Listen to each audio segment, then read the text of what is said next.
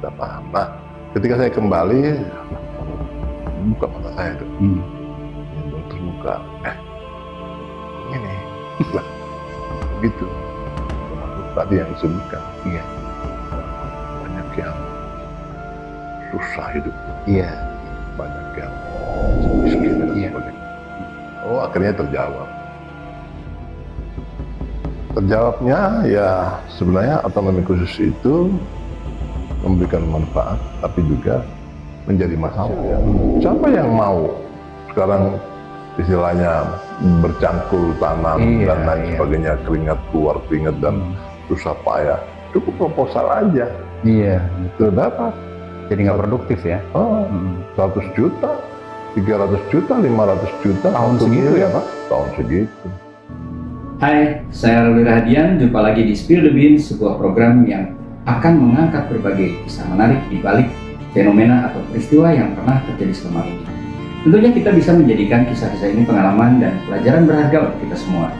Mari kita spill apa yang terjadi di balik ini dengan menelusuri fakta, mengungkap rahasia, dan mengangkat kebenaran yang terjadi melalui Spill the Beans.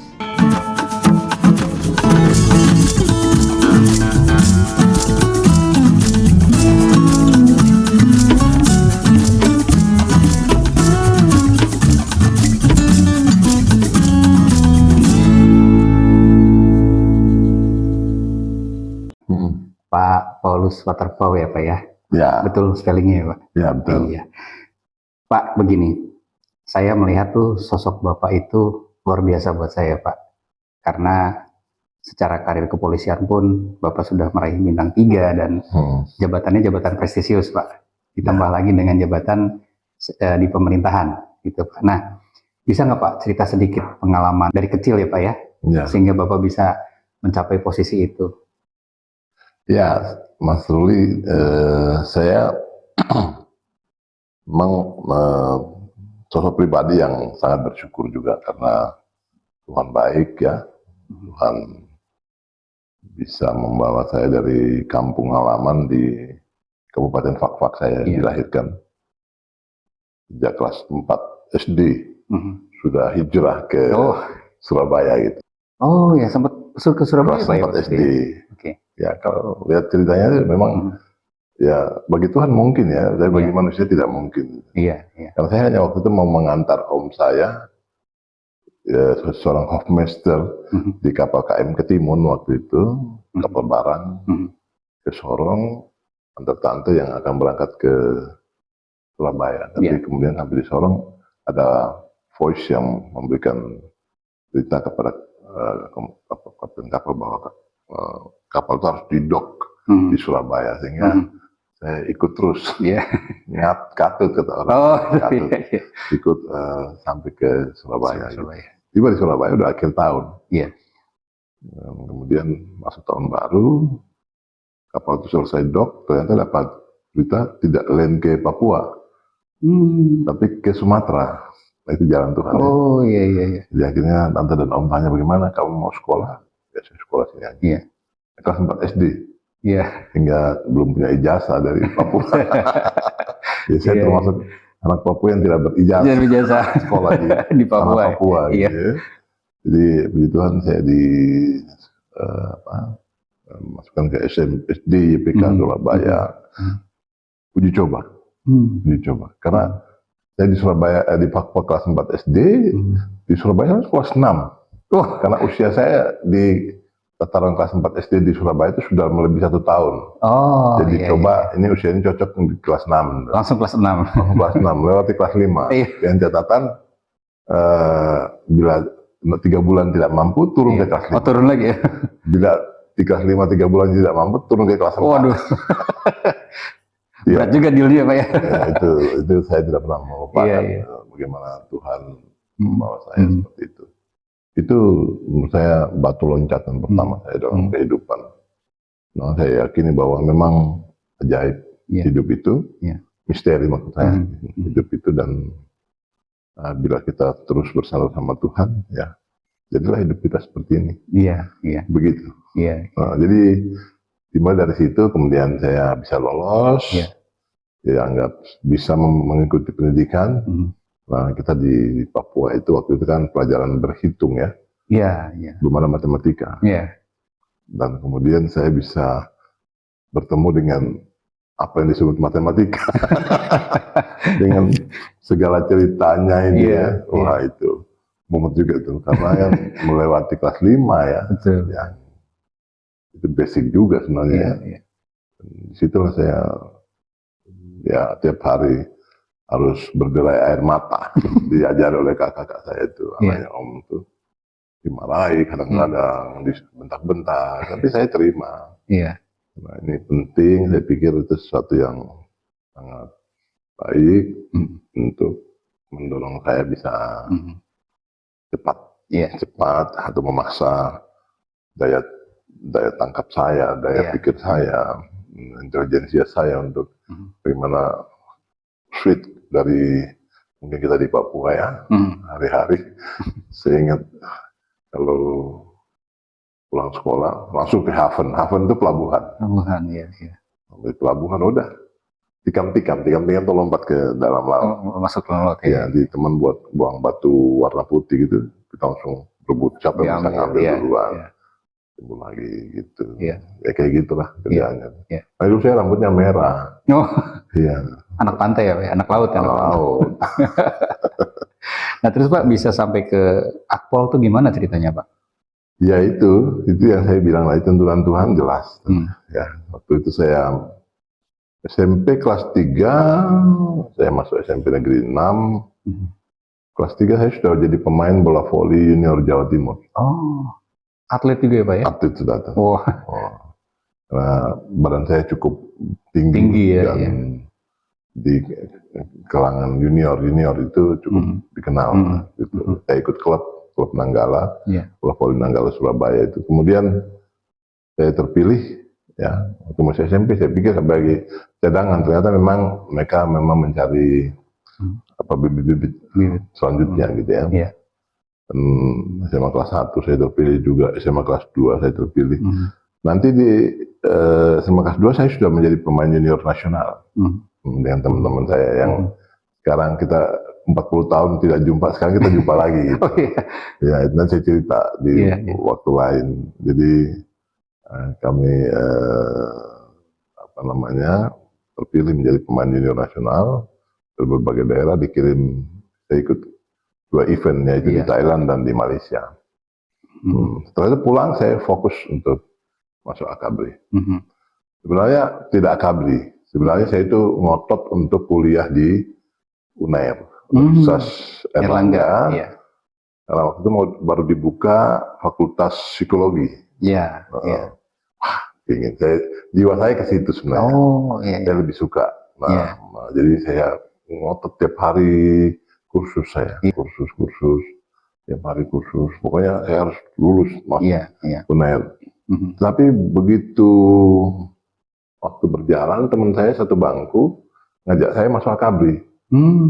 Tinggal 2 minggu, ingat saya itu 2 minggu.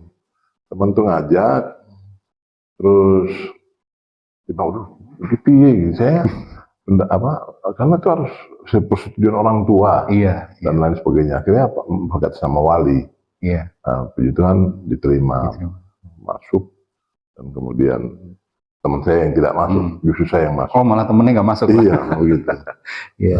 Udah ketat sekali memang, karena kami di Surabaya juga zaman itu ya, kita tes di kompleks marinir ya. Kita ini kan anak-anak swasta ya, sipil ya, maksudnya masuk di kompleks gue ngiri. Dulu rambut saya keribo. Oh gitu. Keribo. Jadi kalau sisir itu pakai sisir bambu. Oh, makanya nggak mempan sisir biasa ya Pak? Iya, makanya dulu dipanggilnya Oye. Oye itu Arab. Oh, saudara gitu, anak Arab gitu. Oye. Saya dalam hati dengkulmu amblek. Oh, Surabayaan banget Pak. Surabayaan banget. Saya kalau sudah begitu udah dalam hati gitu aja. Maaf, Irian, dulu kan Irian. Oh, masih Irian. Masih Irian. Gitu. Jadi saya masuk Akabri dan ya satu di antara sekian puluh ribu teman-teman ya terpilih dan balik masuk ke Magelang. dan juga terpilih. Kita hanya 98 orang dari, ingat saya, mungkin hampir 400-an orang ya yang mendaftar. yang terkirim. Oh, yang terkirim. Yang terkirim. Iya, iya. Wah, untuk apa hitungannya itu kayak orang bilang kayak hitungan apa bagaimana hitungan deret ukur aja lah. Deret hitung. Jadi 1, 2, 3, 4, 5, 7, 6, 7 lolos. 8, 9, yang lain pulang tuh. Kayak gitu. Ya puji Tuhan saya akhirnya terpilih. Dan masuk. Jadi saya tahunya Akabri itu justru di Magelang. Di Magelangnya? Iya, yang tadi saya bilang kan, karena dulu tuh kan kita kan biasa SMA kelas 3 tuh sudah dikasih, kami di SMA Negeri 5 ya, Negeri 5 Surabaya ya. Terkenal dia SMA 5. Iya, itu dari kelas 1 mau penjurusan psikotes, mau apa ini psikotes, itu selalu di psikotes tuh. Jadi saya selalu pilihan tuh UNER, kemudian ada akademi di Surabaya yang terbaik juga.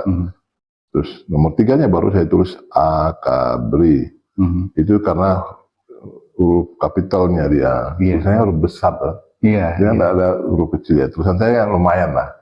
Keriting-keriting tapi bagus gitu. Akabri. Ya, itu. Tapi apa Akabri ini dan bagaimana keadaannya? Saya nggak ngerti. Ya, memang bapak saya polisi, tapi kan di Papua. Oh, bapak polisi? Iya, bapak polisi. Di Papua. Dan kita kan dengan Om di Surabaya, Omnya kan dari PLNI kan. Jadi kan kita bergaul dengan teman-teman sipil. Jadi orang Surabaya orang ngerti aku. Tapi berarti beliau langsung setuju dong Pak, kalau bapak dulu mau masuk Akabri kan, orang tua kan Polri, berarti kan juga artinya nggak ada komunikasi. Nggak ada komunikasi. Sejak berarti betul-betul dari wali itu ya Pak? Iya. Oh, saya nggak. Akhirnya direstui pakai wali. Karena kesulitan dulu kan tidak ada komunikasi HP. ya. Dulu kan telepon juga terbatas ya. Kalau di WAK itu penjagaannya di Polres Fak itu. Itu pakai ongkel gini kalau mau telepon. Masih telepon yang ke sentral dulu ya. Iya. Terus orang Batak bilang macam mana kita mau hubungi. Susah kan? Iya. Jadi ya banyak kendala lah sehingga kirim surat pun lama. Karena Fak itu memang kota tua, tapi perhubungannya yang agak sulit. Sampai hari ini. Sampai hari ini agak terbatas. Kita bisa masuk dengan pesawat, keluarnya sulit karena menunggu jadwal dari wilayah-wilayah lain.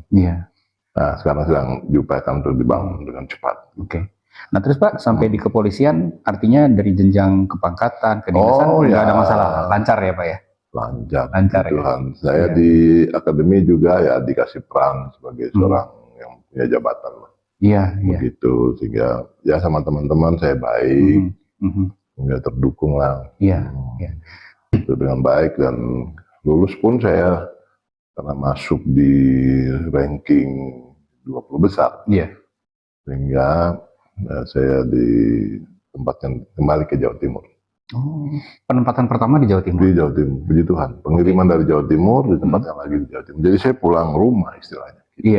Karena startnya juga dari sana ya Pak ya? Iya, tapi itu memang umumnya jarang ya. Tapi apa nggak melihat begini Pak? Kan kalau aslinya kan Pak Paulus sendiri kan dari Putra Papua ya.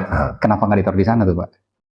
Ya mungkin kalau mereka lihat riwayat perjalanan hidup saya ya. Berdasarkan itu juga ya. Sejak kecil kan sudah di Surabaya. Jadi mungkin ya kembali itu masuk ranking. Jadi kalau ranking 30 besar itu boleh memilih. Oh boleh memilih. Sorry, itu PTK ya. Tapi kalau Akpol artinya dibikin ruang yang baik lah. Posisi di wilayah-wilayah Polda yang strategis mungkin ya.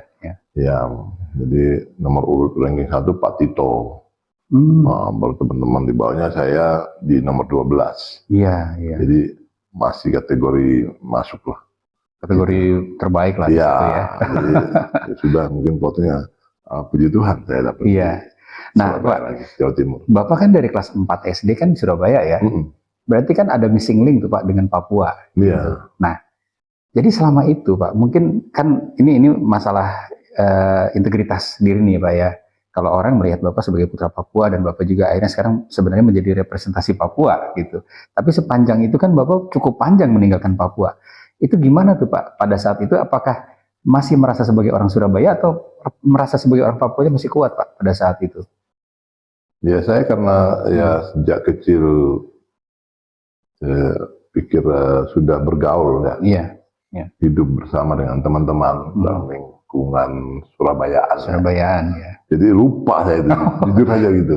Iya, iya. Nah, cuma saya ada satu yang saya pedomani ya, ketika main dengan teman-teman itu, misalnya main nekeran tuh kelereng ya, main kelereng.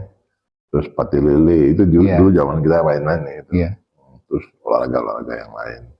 Nah, kalau main-main itu, terus teman saya misalkan kalah gitu ya, terus dia marah sama saya, terus dia bilang, oh, Irian elek gitu. Iya, kalau dia bilang Irian elek, saya marah. Itu pas saya nggak terima. Kejar tuh sampai masuk-masuk rumahnya dulu. Kenapa hati-hati ya Pak? Iya, karena maksud saya loh, yang elek itu Paulus, bukan Iriannya. Oh iya. Nah, saya prinsipnya itu. Tapi udah ada kesadaran itu ya Pak ya? Udah dari kecil. Pokoknya kamu jangan pernah bawa Irian. Iya. Saya ini anak sosok yang pribadi seorang Paulus. Iya. Dan yang kedua, jangan bawa waterpaunya. Itu marga saya. Keluarga, iya. Marga, nggak boleh. Harga diri ya Pak? Iya. Jadi kalau saya misalnya dibilang, oh Paulus elek, nggak ada masalah. Iya, pancen elek. Gitu.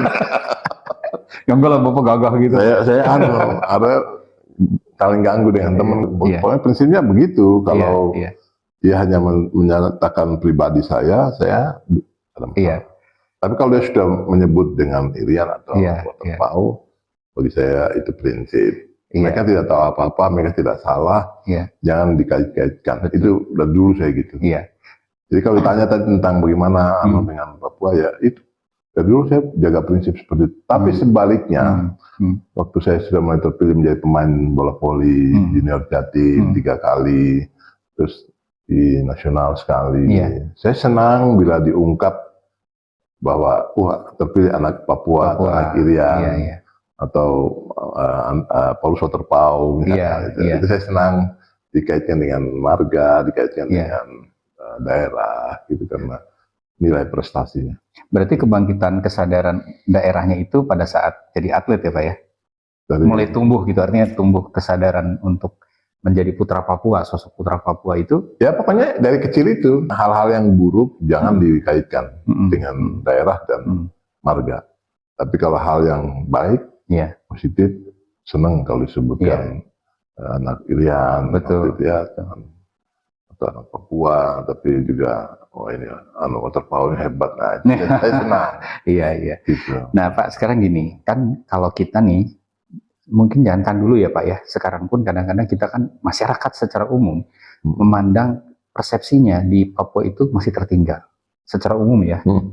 Nah pada saat itu Pak, perasaannya seperti apa Pak? Bapak kan ada di kota besar, di Surabaya, yang artinya secara pergaulan sudah maju, kemudian juga mungkin secara intelektual lebih beruntung ya, lebih dibanding saudara-saudara di Papua.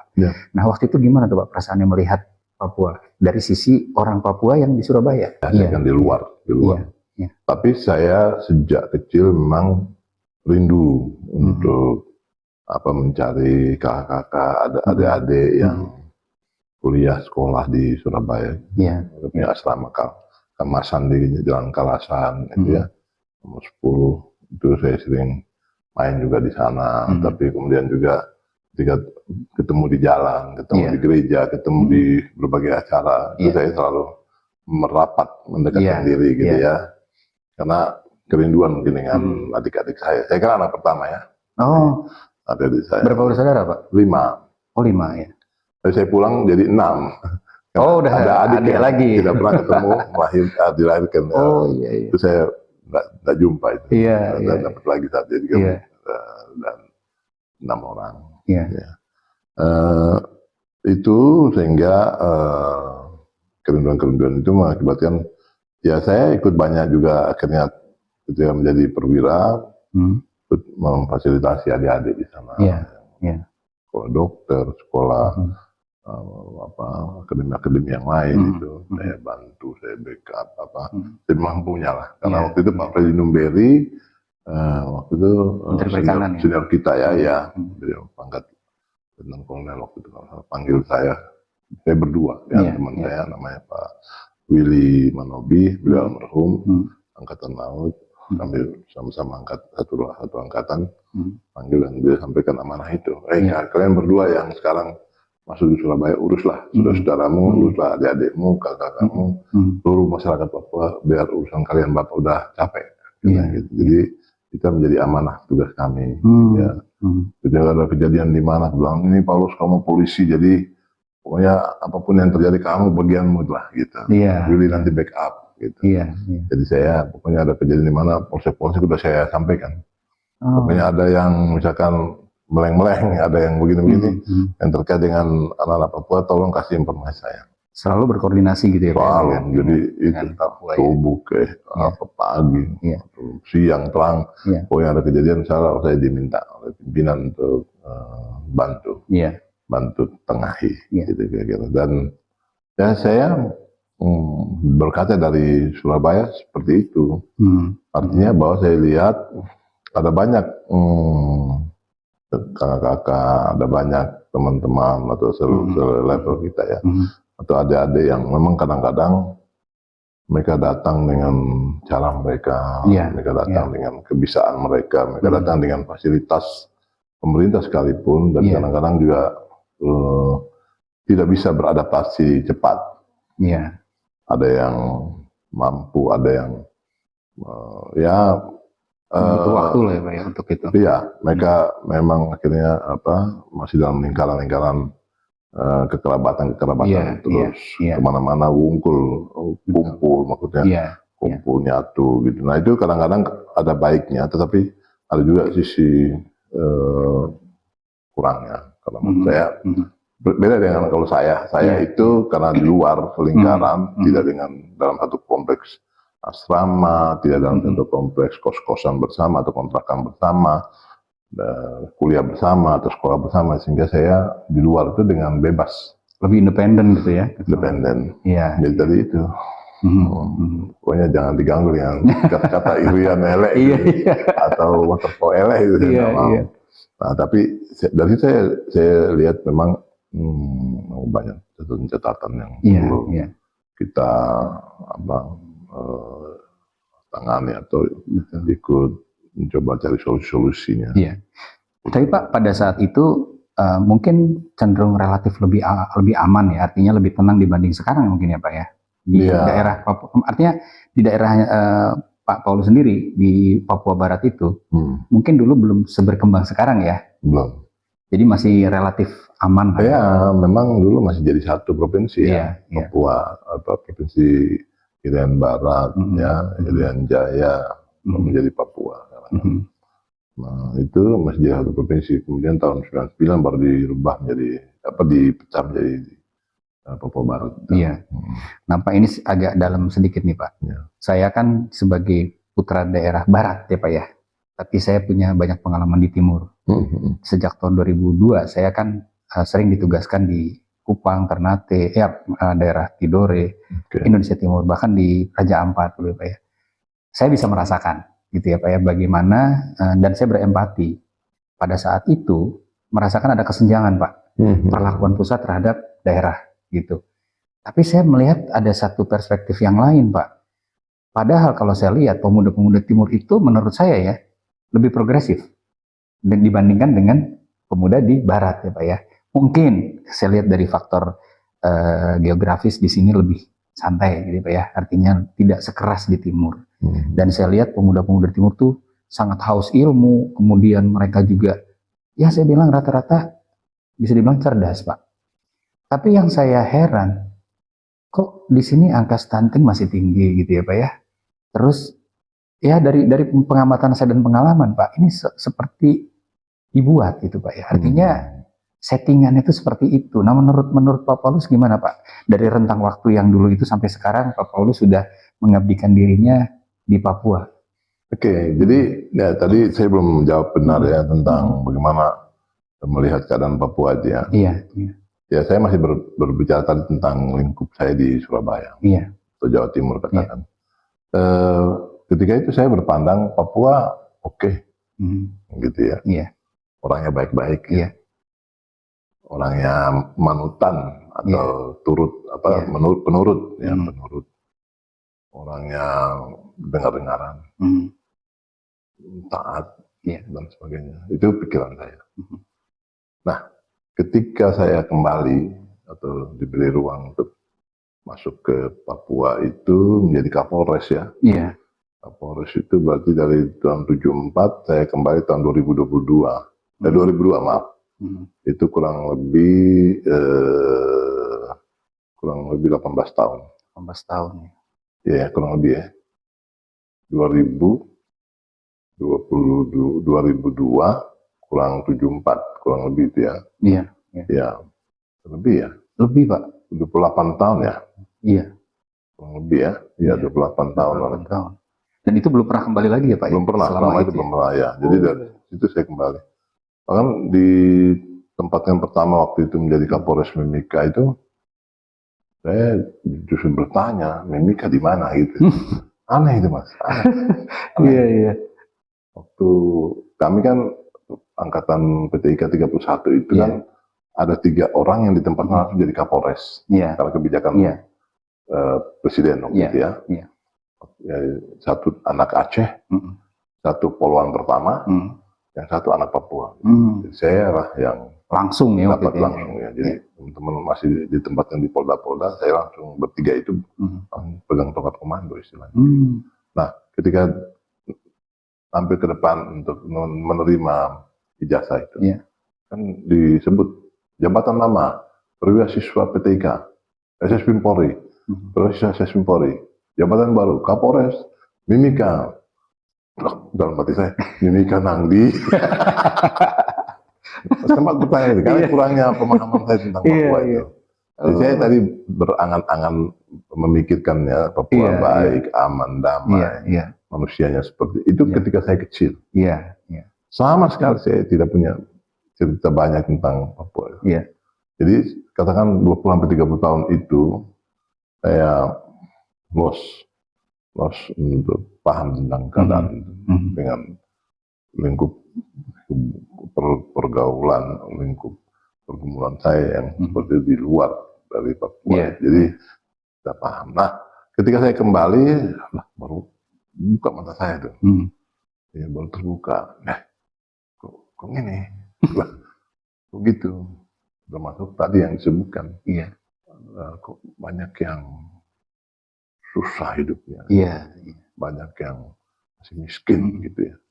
Padahal kan sudah sekian tahun ini Papua berada di dalam bangkuan negara ini. Dan kebijakan negara yang luar biasa kepada tanah Papua. Ya, dengan otonomi khususnya dan sebagainya. Oh, akhirnya terjawab. Terjawabnya ya sebenarnya otonomi khusus itu memberikan manfaat, tapi juga menjadi masalah. Itu Otsus jawabannya. itu ya waktu itu ya. Otsus hadir di tahun 2001 itu. 2001 ya. Karena apa? Dulu masyarakat yang suka pergi berkebun, dulu masyarakat suka cocok tanam, yang suka membuka lahan, ke laut mencari berbagai hasil laut dan lain sebagainya, berburu. Ketika datang otonomi khusus, mungkin ya menurut saya ada yang salah di situ. Mereka dimanjakan oleh pemimpin ketika itu, yang saya dengar juga sudah memberikan sebuah proporsi kepada mereka. Udah, kamu nggak usah ngapa-ngapain, kamu dapat sekian setiap bulannya gitu.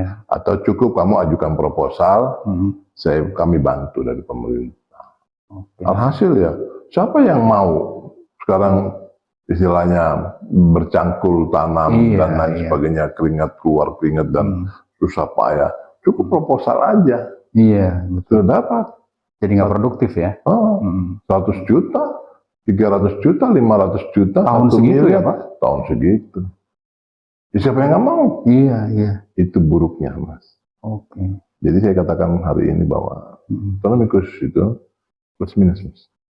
Plusnya ya kita lihat sekarang Papua yang luar biasa, tapi minusnya itu mentalitas masyarakatnya menjadi terkungkung dengan bayang-bayang. Hari ini saya terakhir kemarin kan sebagai penjabat gubernur ya, dikasih amanah 1,5 tahun. Wah, berat sampai kami coba membuka lahan tidur ya di kantor gubernur di Manokwari di Papua Barat itu untuk sembari mengajak gitu. Saudara kita yang ayo sama-sama kita cocok tanam, kita belajar, nanti ada pendamping, nanti ada begini. Nggak tertarik ya, Pak? Tapi begitu sudah hasil mau panen, rame-rame datang. Ambil aja, silakan. Karena itu lahan kalian. Betul. Yang kebetulan pemerintah sudah menguasainya. Jadi kita buat dengan anggaran yang kita sudah plottingkan, rencanakan, kemudian hasilnya ambil, bukan untuk kita. Tapi sebenarnya kan manfaat, maksud dan tujuannya itu kan, ya kamu, ayo gairah. Saya kadang-kadang bicara dengan santun ya, saya bilang Bapak Ibu dan saudara, COVID sudah selesai. Mungkin saya paham 2 tahun sampai 3 tahun lah masa recovery itu, saudara takut untuk berkomunikasi, takut untuk keluar kemana-mana, khawatir akan ini itu dan mungkin, tapi itu sudah lewat. Betul. Sekarang waktunya kerja, baru kita bisa makan, nggak bergeming. Wah itu saya dalam hati, wah siapa yang salah kalau begini? Menarik kan? Menarik sekali. Disitulah saya sekarang sedang S3 nih di UI ya. Topiknya ini, Pak. Wah saya kenceng nih bicara dari Lemhanas, kemudian di S2 saya juga kemarin dapat nilai yang cukup baik dari UI karena saya bicara tentang bagaimana peranan penyelenggara negara di daerah itu. Bicara tentang perkembangan kehidupan manusia dan juga pemanfaatan sumber-sumber daya alam dan lain sebagainya di tanah Papua, itu harus sekarang ini harus dimulai dari seorang penyelenggara negara. Seorang penyelenggara negara harus punya nilai Pancasila. Berarti itu soal kepemimpinan, leadership ya, yang poinnya ya, Pak. Kalau penyelenggara negaranya suka kabur, kan banyak contoh ya. Suka berkelit, ini urusan kita dengan pusat, jadi tinggalkan masyarakatnya lama-lama, bahkan ada yang hampir istilah kita ya, saking nek-nek kita itu ya, kita menganggap Bapak ini menganggap kita tempat tujuan wisata dong.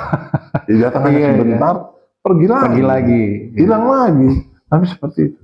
Itu periode-periode yang saya lihat, saya ngikuti sejak saya jadi Kapolres ya, 2002, 2003 sampai dengan 2000, sekarang juga masih di tanah Papua. Saya lihat ada banyak itu yang membuat masyarakat itu akhirnya tidak tertata dengan baik. Betul. Anunya mereka, karena image-nya mereka dengan kita beda. Ya kamu kan kamu pemerintah punya segalanya. Masyarakat itu ya. Gitu, jadi kami minta ya kamu harus wajib kasihkan. Tapi untuk usaha dan upaya lain ada 1-2 yang banting tulang dan berjuang memanfaatkan hak-hak ulayat mereka. Tapi tidak banyak. Padahal kan kalau kita kan hampir ada lagu kan, surga kecil yang jatuh ya di bumi itu tanah Papua. Memang di mana-mana kayak begitu, Mas. Iya. Saya suatu saat ya datang di perusahaan ikan, pengolahan ikan. Kebetulan di kampung saya. Saya waktu itu masih berpangkat AKBP. Ketemu sama pemiliknya itu, terus saya tidur semalam di situ karena saya mau melanjutkan perjalanan lagi ke Kabupaten Sleman waktu itu. Saya tidur, jadi kemudian pagi-pagi mau diantar dengan speedboat pagi-pagi milik perusahaan itu, terus ketemu ada 2 orang saudara kita yang baru mengair, pulang pancing. Si bos ini langsung bilang sama saya gini, panggil saya Kapolres, Pak Kapolres, itu saudara bapak 2 itu satu anggota, anggota TNI, yang satu sipil. Itu saudara bapak itu baru pulang tuh, saya belum timbang ya hasil ikannya itu, tapi saya bisa hitung hasilnya itu. Perkiraan saya sekitar 3 jutaan. Sudah mati. Waduh, saya tak pensiun aja kalau setiap hari. Dapat segitu ya. Kalau setiap hari bisa dapat 3 juta. Karena perusahaan ada di situ. Iya. Tinggal pergi mengair, semalam, balik, udah di situ ditampungnya. Dan cash dibayarnya. Wah, selamat saya, waduh. Wah. Terus menggiurkan juga ya. Nah, baru dia cerita. Karena saya sempat protes kan, saya bilang, itu kenapa di perusahaan bapak situ kok tidak ada yang warna hitam kulit, gitu, rambut keriting. Dia cerita, awalnya saya pakai semua tenaga lokal, tapi ya begitulah, masuk 2-3 hari, seminggu, sebulan, mulai banyak alasan, mulai ini itu, nanti tiba-tiba pergi, balik sudah minta gajinya, balik sudah minta fasilitas lain, ini itu, dan saya kan kredit Pak. Iya, pengusaha. Kewajiban saya untuk bagaimana bisa mengejar target untuk membayar kredit. Kembalian ya. Bukan uang pribadi saya. Jadi bagaimana saya harus menjaga keadaan seperti ini dengan kedisiplinan dan ketaatan para pekerja seperti itu. Ya akhirnya mulai yang tidak taat saya mulai nilai mereka, dan akhirnya bagian besar saya pakai yang non Papua. Itu terjawab. Saya sebenarnya karena saya protes kan. Terus saya lihat tadi tidak ada anak-anak kita ya. Dan yang lucunya lagi itu nanti waktunya mereka mau makan, kalau perlu ikan harus minta ke perusahaan. Nah itu saya hampir gila itu kalau sudah kena begitu. Saya dalam hati, yang aneh. Orang lain itu betul sampai kering di badan ya. Iya. Gimana dia membanting tulang. Iya. Saya berkaca dari seorang tukang becak misalnya di Surabaya. Iya. Saya kan sering tanya itu. Dulu zaman kita kan becak. Ya. Pak, apa sampean kok becak gitu. Wis koyo ngene kena nasib wis koyo ngene. Terus anak-anaknya, yo anak kudu sekolah. Itu kewajiban. Betul. Pak, apa njupu suket itu rumput ya. Yo nganggo angon sapi wong. Terus yo prinsipnya yo aku angon sapi tapi meneh anakku kudu duwe sapi. Artinya prinsipnya itu. Sama yang beca tadi. Iya.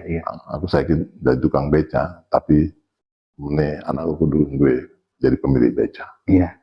Jadi maksudnya mereka berjuang meneteskan keringat mereka untuk sesuap nasi dan untuk pembiayaan anaknya sekolah. Iya. Tapi kalau saya lihat gini Pak, pasti persoalan itu kembali kepada pemimpinnya lagi ya. Itu kan pasti Pak, mau nggak mau juga terbentuk ya Pak ya. Nah, saya teringat ada satu tayangan YouTube Pak. Bapak pernah bilang waktu kasus Lukas NMB itu, Bapak bilang Lukas NMB tidak pantas menjadi pemimpin.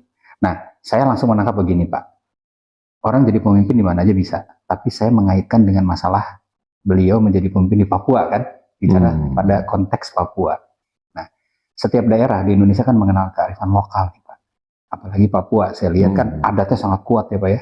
Dan kesukuan itu masih tinggi lah dibanding dengan beberapa tempat di Indonesia gitu ya. Nah, yang saya pengen tahu, kenapa Bapak, bukan masalah Lukas NMB-nya, tapi pemikiran bahwa sosok itu tidak pantas menjadi pemimpin di situ. Nah, menurut Pak Paulus, sosok pemimpin yang di Papua itu seharusnya seperti apa Pak? Gitu. Mungkin kita bisa beda kan Pak ya, setiap daerah kan punya karakteristik masing-masing gitu. Iya. Bapak pernah menjadi PJS gubernur ya Pak ya. Mungkin bisa cerita apa sih Pak dengan hal yang terjadi di sana, kemudian juga masalah etos kerja terkait dengan masalah karakter itu gimana Pak? Ya, yang pertama kita tidak mau masa lalu ya. Apalagi beliau ini kan almarhum ya, meninggal, sudah panggil. Saya yakin sudah tenang di sisi Tuhan. Iya. Tapi memang waktu itu keadaannya mungkin sekaligus saya perlu klarifikasi ya. Iya. Situasinya waktu itu memang kami rasakan bahwa dengan keadaan beliau sakit, beliau sering keluar, jarang mengendalikan pemerintahan itu. Di bawah itu memang kacau banget.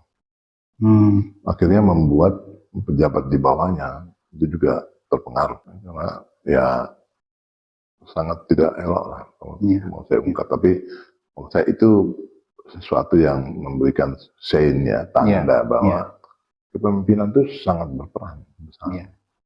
Ketika kita ada, maka kita mampu untuk menjalankan semua harapan masyarakat, para tokohnya, tapi juga menjalankan semua agenda-agenda, program-program kerja yang sudah kita tetapkan. Tapi kalau kita tidak ada, nah itu sering tuh, itu akan loss, orang yang akan loss. Tidak akan sungguh-sungguh lagi menangani semua problematik yang menjadi harapan masyarakat. Kan ujung dari sebuah rencana dan program itu kan menjawab harapan. Harapan masyarakat terutama, harapan negara dan pemerintah juga. Kan begitu, harapan kita semua kan. Nah, kalau kita sering abai, artinya tidak fokus, kita sering tinggalkan tugas, dan pasti ini tidak tertangani, tidak dijalankan dengan baik. Karena apa? Mereka yang mungkin lapisan berikut, dia juga ya bisa mengatakan, Bapak pergi saja, ya saya juga mau pergi, kayak gitu. Dan itu terjadi memang. Dan disitulah yang saya kemudian ya waktu situasi seperti itu memang dianggap ada loss lah, ada miss pekerjaan yang besar yang harusnya kita tangani dengan baik. Itu saya bersuara itu. Menurut saya kita harus fair aja sebagai pemimpin. Kalau memang kita nggak dipercaya masyarakat, kita nggak istilahnya kalau tidak diajeni atau dihargai oleh masyarakat, ya ada apa ini kan berarti kan? Era sekarang kan era keterbukaan, jadi mereka kan tahu itu semua. Kita bisa apa tidak, kita mampu apa tidak. Bahkan sekarang kalau kita lihat dari pemimpinan di pusat ya, yang begitu hebatnya bahwa presiden bekerja dengan luar biasa, masih juga dikritisi, masih juga dianggap ini itu dan sebagainya kan. Aneh masyarakat kita ini kan. Iya kan? Apalagi ya, kita yang belum maksimal menjalankan tugas, yang belum atau tidak menjalankan tugas, wah itu menurut saya mundur saja. Lebih baik begitu, serahkan sama yang lain, yang jauh lebih mampu. Saya waktu itu karena teman-teman media tanya waktu itu ya, itu momennya insidentil tuh, dan dadak gitu. Saya dipotong waktu itu ketika ada acara yang Bapak Presiden di JACC di Senayan. Dia waktu pulang, beliau sudah berangkat, kami keluar terus dihadang sama teman-teman. Ditodong Terus itu sebenarnya disandingkan dengan cerita penasihat hukumnya yang membawa-bawa nama. Waktu itu kan beliau kan sudah tersangkakan oleh KPK ya. Sehingga ditanya oleh teman-teman itu apa penasihat hukumnya ini yang mengkait-kaitkan nama bapak-bapak gitu, gini-gini. Saya jawab waktu itu. Termasuk katanya somasi dari Pak Paulus ya. Itu rame waktu itu. Itu penasihat hukumnya itu saya minta dicabut itu waktu itu. Tapi diantaranya saya singgung itu. Artinya bahwa ya kita sebagai pemimpin ya kalau sudah tidak mampu ya mundur kita, gitu. Tapi gini Pak, saya lihat kalau tadi ya dari bicara Pak Paulus sejak waktu jadi Kapolres, kan tadi saya dengar tuh Pak, katanya jalan-jalan dulu ya Pak ya. Nah, sampai sekarang, yang sampai terakhir itu kasusnya kan jalan-jalan juga Pak. Yang saya pengen tahu Pak, kenapa kok mereka seperti nggak betah? Kenapa mereka pengen jalan-jalan? Nah, itu juga menarik. Iya. Saya awalnya juga bisa mau mengerti ya, mau mengerti. Tapi lama-lama saya lihat ada kontribusi Jakarta juga. Oke. Iya. Sebenarnya itu. Jadi gini Mas, dulu itu setiap pertemuan atau rapat di pusat itu bisa diwakili. Entah nanti wakil atau siapa di pemerintahan dia, atau dinas-dinas bisa diwakili. Tetapi kemudian Jakarta membuat aturan juga untuk percepatan pengambilan keputusan, maka harus pemimpin langsung pengambil keputusan yang hadir. Gitu. Iya, iya. Nah ini kan repot ini Mas. Sekian banyak kan kementerian di pusat ini. 1 manggil, 2 manggil, 3 manggil, 10 manggil. Berapa hari sudah ruang waktu? Betul. Kan itu kira-kira. Lama-lama kawan ini betah juga. Betah gitu. juga ya. Jadi artinya siapa mau mulai ini? Akhirnya jadi modus ya Pak? Iya, akhirnya jadi modus. Itu kadang-kadang gitu. Tidak ada panggilan, saya berangkat dulu ya. Saya pamit dulu ya, ada tugas. Kan repot kita mau ngecek bagaimana. Iya itu bisa berlama-lamaan. Betul. Ini kenapa saya juga tanya Pak? Karena saya kan ada pengalaman dulu ya tahun 2002 itu ya Pak. Di sini kan ada perwakilan Papua kan di Tebet ya. Nah, satu waktu Pak, saya pernah dari sana, dari timur, maksudnya dari daerah timur saya keliling dengan beberapa orang Papua satu kendaraan di Jakarta. Tiba-tiba waktu lewat Taman Anggrek, teriak-teriak kan mereka lihat lampu nyala begitu meriah gitu ya Pak ya. Kayak orang kesurupan. Oh ternyata ini duitnya lari buat di sini segala macam. Nah ini Pak, saya kan langsung mikir ada apa ya? Kok mereka sampai segitunya Pak? Nah mungkin Pak Paulus bisa jelaskan. Ada semacam kecemburuan kah atau apa Pak? Sampai segitu dia histeris gitu melihat di Jakarta gemerlap, sementara dia dari timur kaget lihat Jakarta. Gitu. Ya susah ya. Saya tidak terlalu mendalami itu soal perasaannya. Iya. Perasaan. Tapi saya bicara tadi itu kan beberapa fakta yang saya ngerasakan, ngalami, ada di dalamnya lah dalam sebuah tataran itu. Memang ya saya tadi sudah sampaikan di depan bahwa dampak dari otonomi khusus itu semua orang tahu ada uang besar, dana besar maksudnya, anggarannya besar. Dan kalau boleh ditanya orang Papua sekarang, mereka itu hak mereka. Seakan-akan bahwa ada hasil sumber daya yang dikelola di tanah Papua, Freeport kah, Bibit Tangguh kah, atau perminyakan di Sorong kah, dan lain sebagainya itu yang ada yang sudah dikelola bawa ke pusat dan kemudian dana yang diturunkan lewat dana otonomi khusus itu seakan-akan dianggap itu hak. Gitu. Sehingga inilah yang jadi problem ketika pemerintah sudah memberikan kebijakan dengan penganggaran yang luar biasa itu, memang seharusnya itu dikelola oleh penyelenggaranya sendiri dengan baik. Makanya saya kadang-kadang tidak terima, sangat tidak terima maksud saya ketika ada apa-apa rakyat langsung minta presiden, Bapak Presiden, nggak bisa. Loh, nggak ada kita lah penyelenggara. Kakinya kan perpanjangannya. Itu perpanjangan tangannya. Iya. Karena tadi mungkin tidak percaya. Begitu. Itu maklum itu. Makanya yang saya bicarakan itu, kalau nggak sanggup jadi pemimpin, mundur saja. Iya. Betul. Kenapa harus meliuk-liuk untuk menyatakan bahwa saya memang seorang tokoh dan pemimpin yang hebat, yang kemudian harus tunduk dan taat pada saya. Nggak bisa. Nggak bisa begitu ya. Kalau tidak terjawab ini problematik yang ada di tengah masyarakat. Hari ini stunting ya, gizi buruk. Hari ini putus sekolah. Hari ini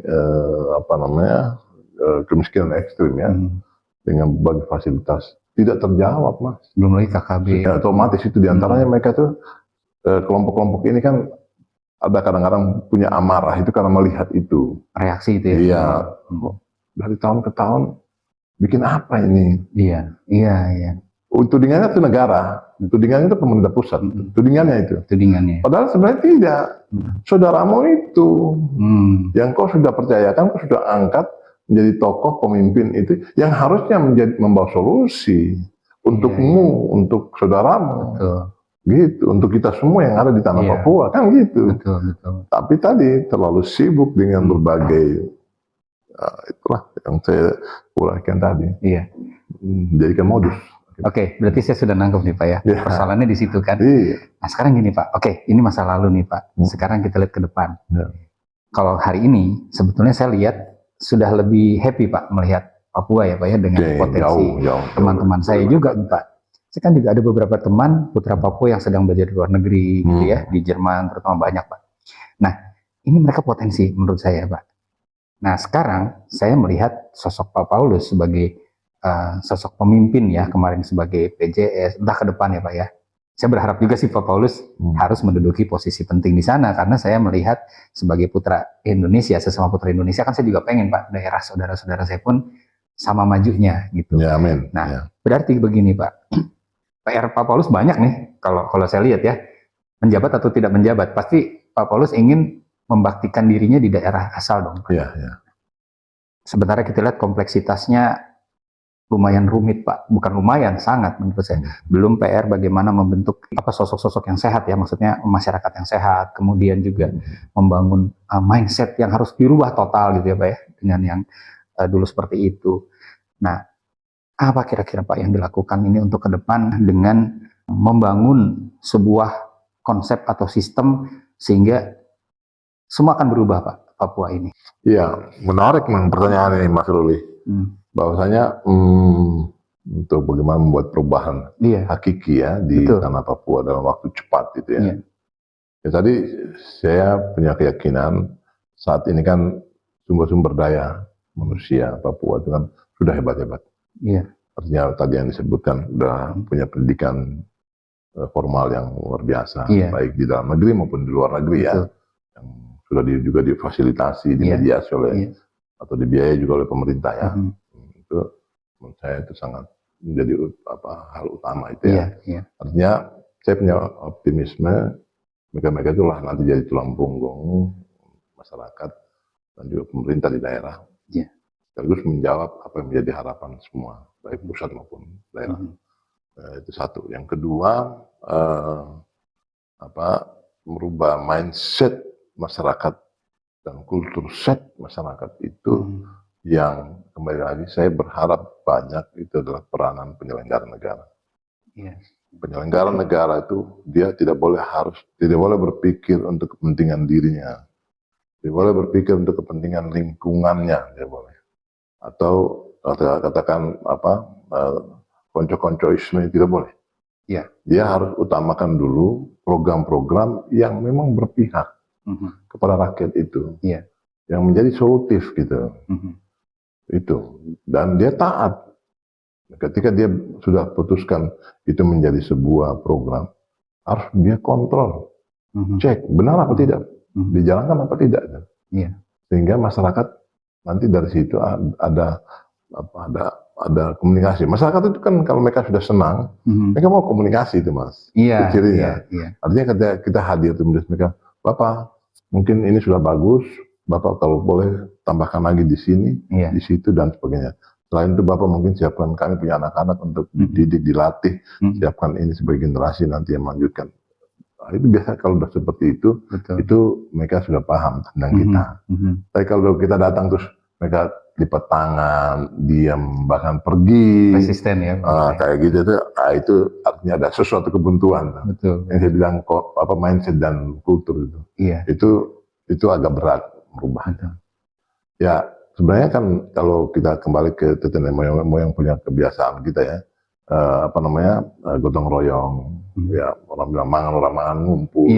Itu kan sebenarnya kan rembuk gitu ya, rembuk. Jadi ayo kita kumpul bersama, keluarkanlah isi hatimu, pendapatmu, ya, tapi itu dengan emosional, bicarakan dengan api, kita bahas, hampir ketemu titik mana yang sepakat bersama, dan itu yang menjadi dorongan kita. Kan enak gitu. Kan duit pemerintah, negara, masyarakat punya. Ya, tinggal kelola dia dengan program-program kerja-kerja yang baik. Dapat itu nanti Mas, solusi-solusi. Paling tidak itu, hingga dari bidang kesehatan ya. Kesehatan kan banyak saudara kita masih sulit ya. Punya penyakit macam-macam yang ya dari Yang saya ingat dari zaman kita kecil dulu begitu. Termasuk pengaruh kondisi geografisnya juga sih Pak. Ya, alam dan Alam ya. kehidupan mereka masih seperti itu. Kemudian juga bagaimana mereka sekarang ya mencermati hak milik mereka ya. Iya. Hak ulayat terutama. Hak ulayat ya. Kan sering kan kita lihat di Papua itu zaman itu ya, katakan periode tahun 70-an atau 60-an, itu kan antara tete nenek moyang kita, katakan gitu. Orang tua katanya zaman itu sudah melakukan mengambil keputusan bersama dengan para pihak. Hari ini ada juga yang datang ke Sepalang, Memalang dengan catatan ya saya tidak setuju dengan repot kan. Saya mau begini, nah kalau mau kan repot. Komunikasinya dulu mesti dibangun. Iya. Ya. Kenapa itu? Ya akibat itu tadi banyak pengangguran. Iya. Tapi kalau orang yang bekerja, orang yang intelek, sudah punya pemahaman tersendiri, dia tidak akan melakukan hal-hal seperti itu. Iya. Tapi kenyataan sekarang masih ada. Masih Cukup ada juga minum mabuk sedikit. Budaya minumnya masih kuat sih Pak ya. Ya, dan itu yang saya kemarin paplas habis itu. Sejak PJ Gubernur, saya bilang tidak ada palang memalang. Prinsipnya palang buka dengan paksa. Ada aparat kita. Kepolisian nanti dibantu, kalau sangat penting dibantu oleh teman-teman TNI. Buka. Kita mau berikan pembelajaran sama mereka. Ini semua sudah selesai pada eranya, pada waktunya yang lalu. Pemimpin-pemimpin kita terdahulu sudah menyelesaikan itu dengan baik. Dan tidak ada lagi untuk kemudian tuntut menuntut di belakang hari. Dan itu akan merepotkan pemerintah. Tapi ternyata ada pemimpin yang pakai modus juga begitu.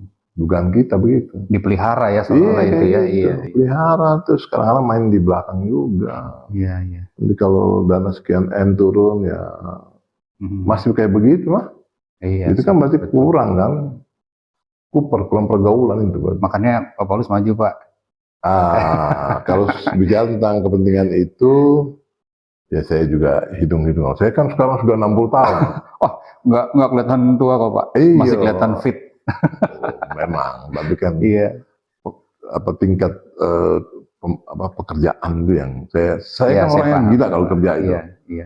Tinggalkan semua hal tuh. Dan menghadapi berbagai risiko. Tapi saya selalu taat terhadap kerja. Makanya kalau sekarang saya bilang dengan warning yang umur 60, memang rasanya emang capek. Mulai berasa ya Pak? Iya, rasanya capek itu maksudnya capek. Kok ya enggak maju-maju gitu. Kok ya enggak terangkat ini. Kok ya begitu saja pemahamannya. Saudara kita dengan cara seperti ini. Apa kita yang tidak mampu kah atau kita yang kurang kah? Tapi saya kadang-kadang juga dalam berbagai arahan kepada teman-teman waktu saya pegang jabatan penjabat kemarin itu ya, saya bilang sama mereka, kemungkinan besar salah satu penyebab miskomunikasi itu karena pemerintah kurang turun ke bawah. Kurang turun langsung ya. Turun bawah. Turun ke bawah.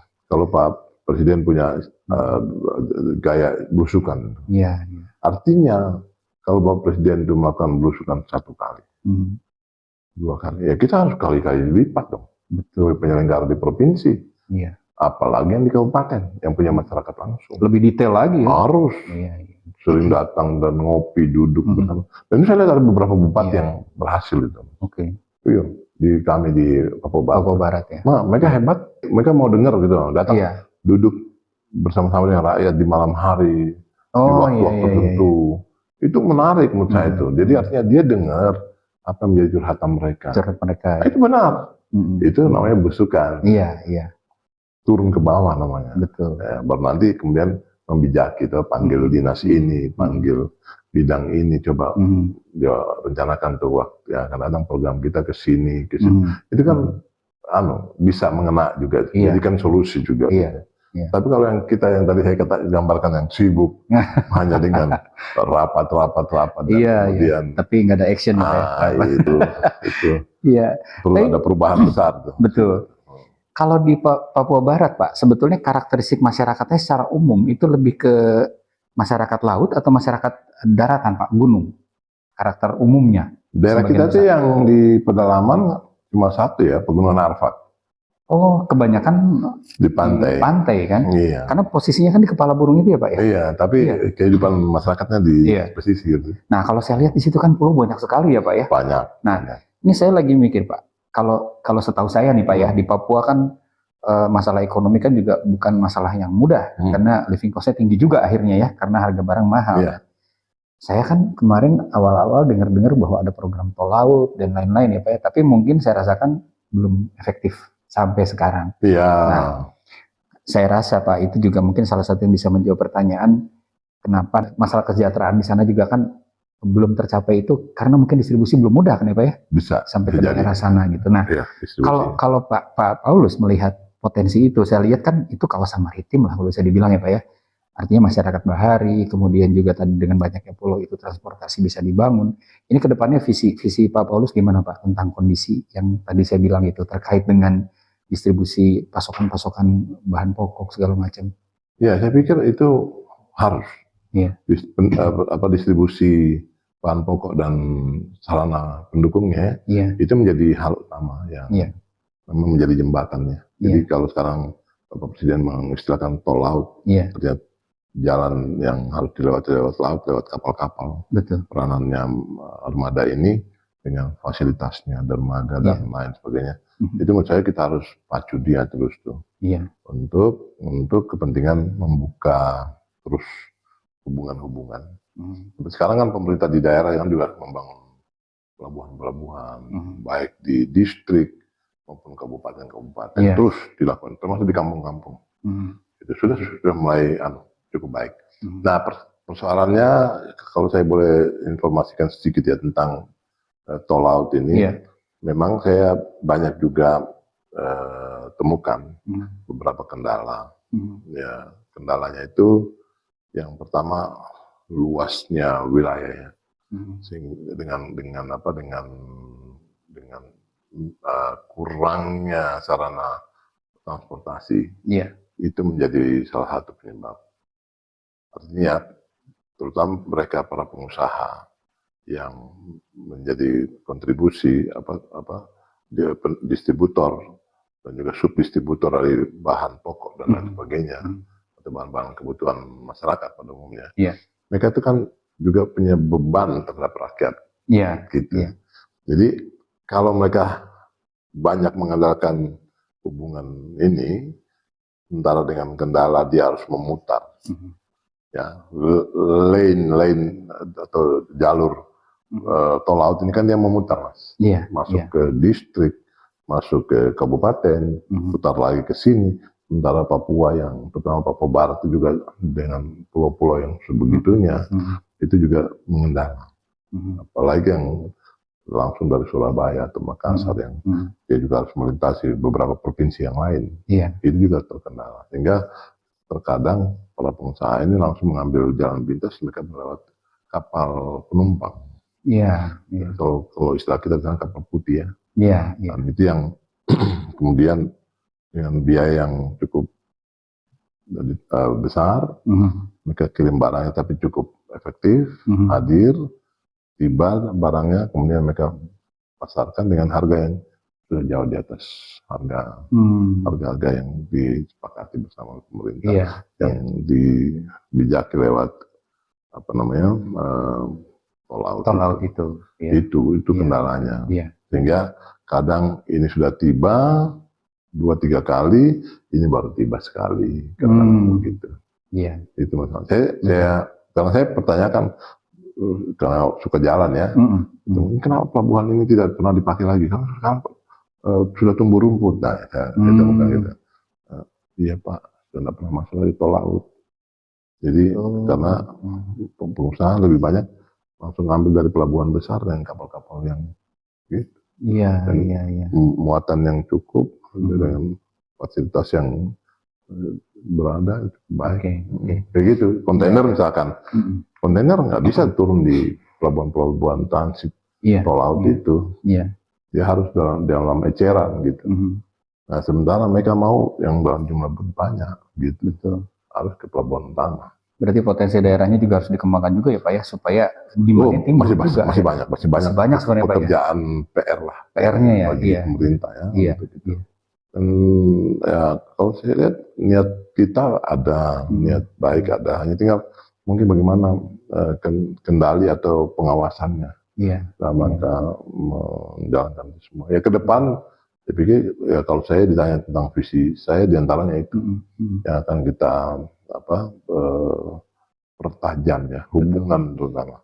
Persoalan di tanah Papua itu ya konektivitas ya. Iya. Hubungan antara laut, udara itu yang sepertinya masih perlu ditambahkan. Iya.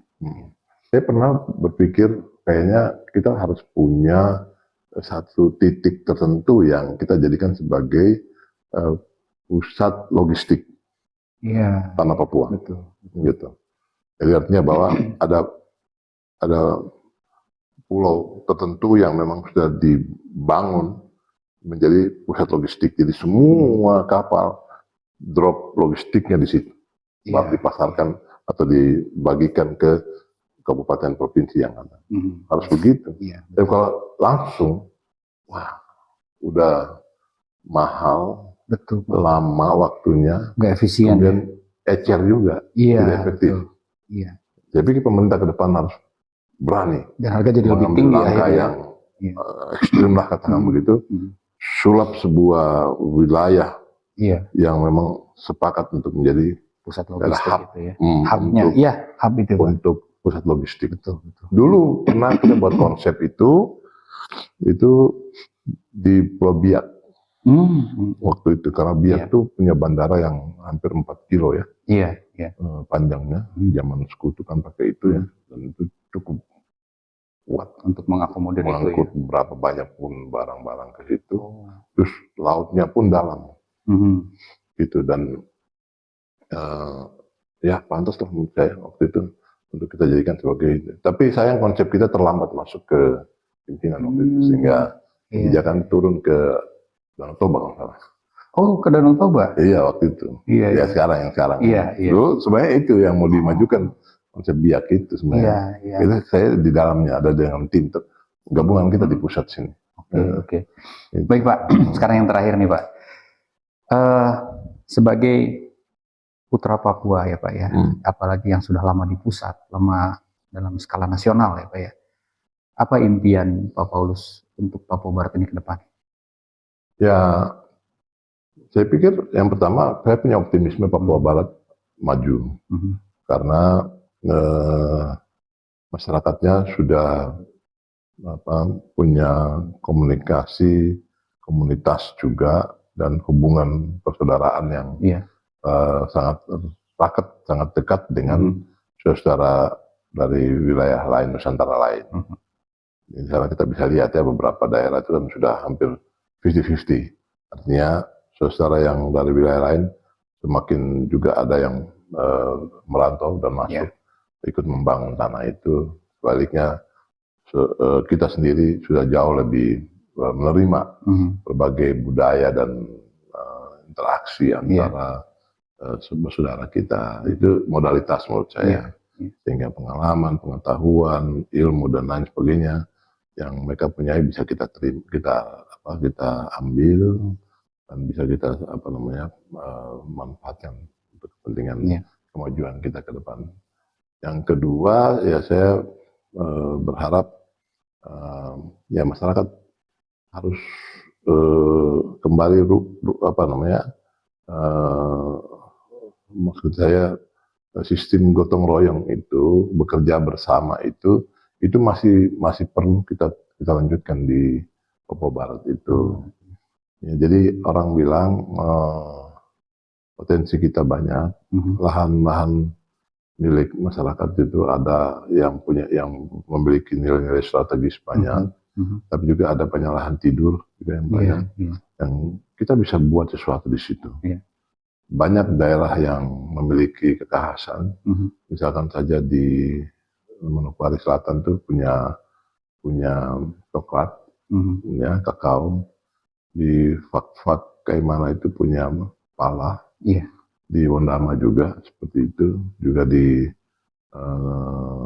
Teluk Bintuni dan juga di Pegunungan Arfak yang punya potensi masing-masing di bidang macam-macam pertanian, wisata dan perikanan dan lain, termasuk sumber-sumber gas, minyak dan lain sebagainya kita punyai, emas dan lain sebagainya. Itu saya pikir mari kita kerja bersama dengan baik untuk memanfaatkan potensi ini. Iya.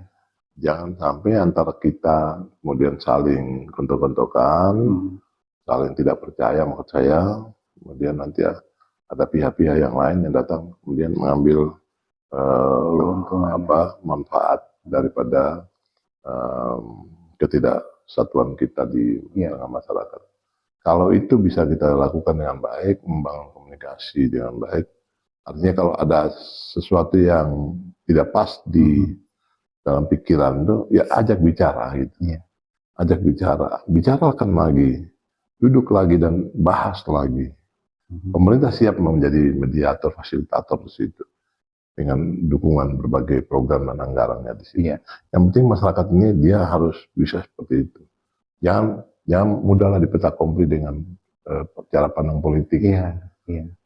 Di Papua agak sedikit sakral tentang kepentingan politik itu. Mereka masih beda-bedakan kadang-kadang. Masih lihat dengan sebelah mata kadang-kadang. Menurut saya itu yang merugikan kita semua. Padahal kan ada banyak hal yang kita bisa lakukan bersama untuk kepentingan kita semua. Ya, ke depan. Saya pikir itu. Baik Pak, terima kasih banyak Pak. Suli, Terima kasih waktunya. Shalom ya untuk kita semua. Terima kasih. Assalamualaikum warahmatullahi wabarakatuh. Baik, barusan tadi kita mendengarkan paparan dari Bapak Komjen Pol Purnawirawan Paulus Waterpauw, sangat inspiratif dan saya rasa ini sangat baik untuk membuka pikiran kita, membuka mindset kita agar kita kembali lagi memikirkan daerah kita. Dari manapun kita berasal, kita kembali ke akar kita, ke daerah kita dan kembali ke kearifan lokal dengan pola kepemimpinan yang baik. Karena bagaimanapun juga daerah akan maju, daerah akan menghasilkan sesuatu yang berguna buat masyarakatnya jika dipimpin oleh pemimpin yang tepat dan pemimpin yang amanah terhadap jabatannya. Saya Ruli Rahadian, sampai bertemu di Spill the Beans berikutnya.